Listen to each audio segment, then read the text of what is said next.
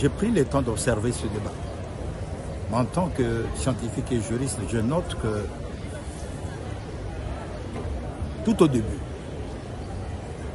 lors du premier arrêt, la Cour, qui s'était déclarée incompétente, me semble-t-il, s'était plantée.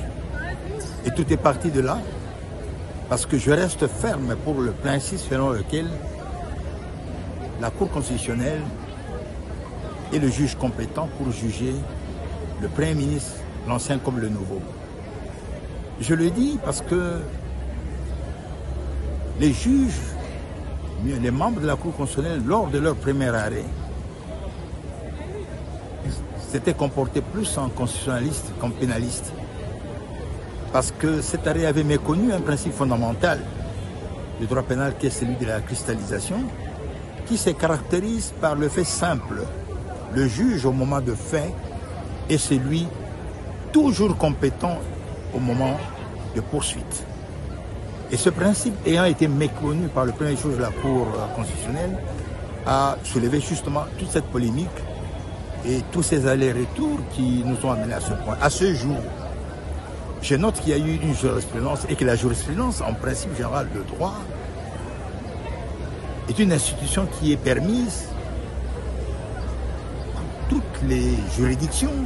Ça signifie toutes les juridictions sont autorisées à revirer leur jurisprudence.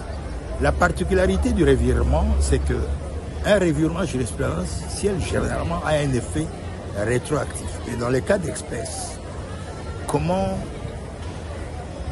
cet arrêt dit de principe de revirement peut être rétroactif?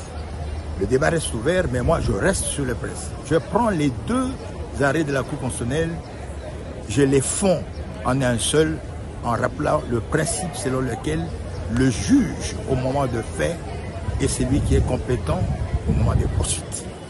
C'est-à-dire, l'ancien Premier ministre peut être poursuivi aujourd'hui par la Cour constitutionnelle pour les faits commis au moment où il était Premier ministre ou à l'occasion de l'exercice de ses fonctions de Premier ministre. Je reste sur ce principe de cristallisation qui est un principe fondamental de droit pénal et qui respecte l'autonomie du droit pénal.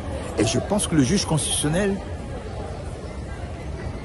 a, comment dirais-je, décidé à examiner, s'est prononcé sur une matière pénale.